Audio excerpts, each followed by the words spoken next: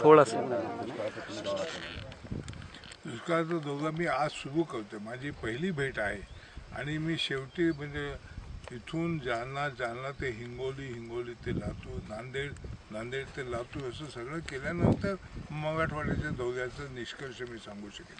पण आत्तापर्यंत जो काही मी अभ्यास केला आहे ते पाहता याचं कारण मला असं दिसतं की सगळ्या इथं मराठवाड्यात येणाऱ्या ज्या नद्या आहेत त्या नद्या सगळ्या या पश्चिम घाटातल्या आहेत आणि त्या पश्चिम घाटाचं पाणी हे पळवलं जातं. हे पहिलं कारण.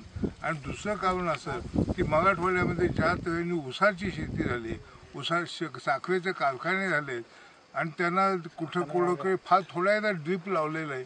हे जर पाहिलं तर मराठवाड्यातला दुष्काळाचा किंवा पाणी पिण्याच्या पाण्याचा प्रश्न हा सोडवणं फार कठीण आहे असं मला.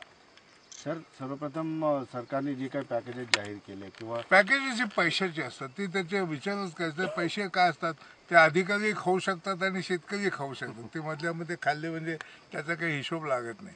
ते पॅकेज प्राईम मिनिस्टरचा असो का मुख्यमंत्र्यांचा असो, पैशाचं धरायचं नाही. पाणी काय करायचं, पाणी कसं आलं. आणि पाण्याच्याबद्दल अजित पवार साहेबांपासून जो काही घोटाळे झाले आहेत त्या सगळ्यांना आता माहीत झाले आहेत. परंतु मला सगळ्यात जो मोठा प्रकार दिसतो तो हा की पश्चिम घाटातलं पाणी हे इकडं येतं आणि येता येता शेतकरी त्याच्यामध्ये पाईप टाकून लिफ्ट करून किंवा पाणी उपसून घेतात आणि त्यामुळे जमिनीमध्ये पाणी अजिबात मुरत नाही. पाणी मुरण्याचा जो प्रकार आहे तो मराठवाड्यामध्ये अत्यंत कमी होतो. इथली जमीन पाणी सोकून घेते आणि त्यामुळे ते काही पाणी फारसं जमिनीच्या पोटात जात नाही.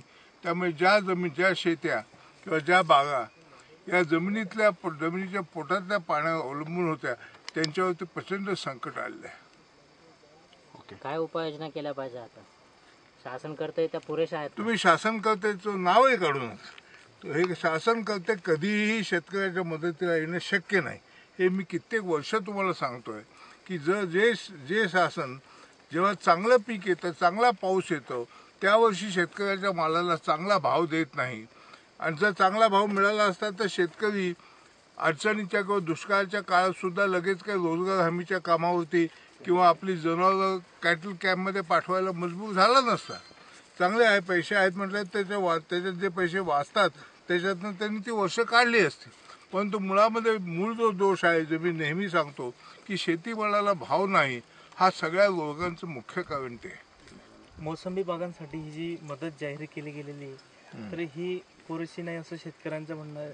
नेमकं आपलं म्हणणं काय आहे? आता इथं जे मला आकडे सांगितले हजारो कोटीचे आकडे आहेत. हे पाहिलं तिथं आता जे मदत पाठवली आहे ते अत्यंत किरकोळ आहेत. काही शंका नाही. शेतकऱ्यांना काय आवाहन करा? शेतकऱ्यांचं आव्हान मी शेतकऱ्यांच्या सभेत बोलतो.